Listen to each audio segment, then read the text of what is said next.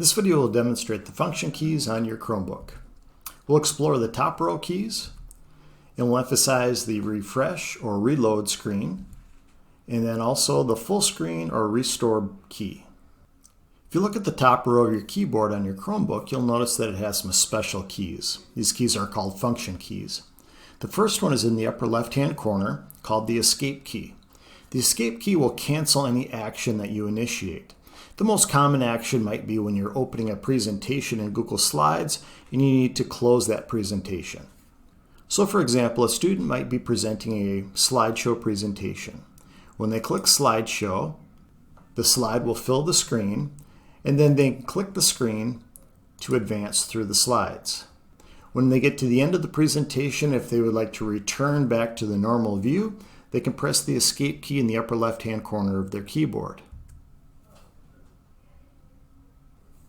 The back-forward keys work just like the go back or move forward buttons on your Chrome browser.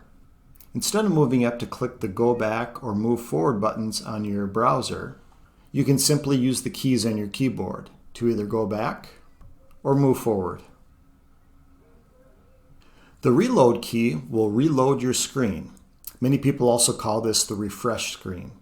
So this can be helpful when troubleshooting your device. So maybe you load a web page and something freezes or doesn't load quite right.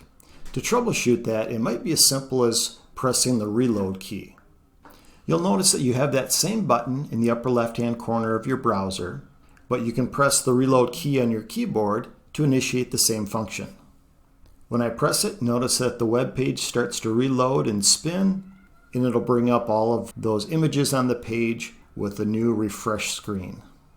The full screen key will take and make the web page a full page on your screen.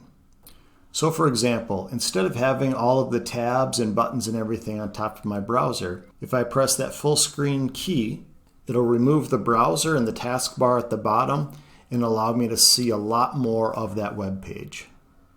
If I press it again, my tabs and taskbar will all return. The Windows key will show all of the open windows on your Chromebook. So for example, when I press the Windows key, I have my presentation that I'm showing for this tutorial. I have the web page that I was using in the background, and then I also have my screencasting program running in the background as well. If I press the Windows key again, it'll return back to my first page. The brightness keys will increase or decrease your screen brightness. So for example, if I press the decrease screen brightness, that'll lower the brightness, and I can of course increase it as well. You have three volume buttons. The first one will mute the sound on your Chromebook, the next one will move the volume down, and the last one will move the volume up. So again, I can mute the volume. Notice how the speaker has a line through it showing that the sound is muted. I can move the volume down or move the volume up. The last key in the upper right hand corner is your power on, power off button. Just a quick tip with this, hold that down for 2 to 3 seconds to power off your device or to power it back on.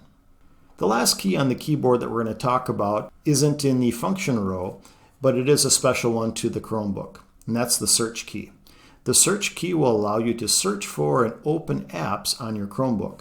So when I press the search key, it opens the launcher, which should allow me to select any of the apps on my Chromebook, or to search for any tabs or files or any apps that I may not be able to see. Press the search key again and the launcher will disappear. This video demonstrated how to use the function keys on your Chromebook.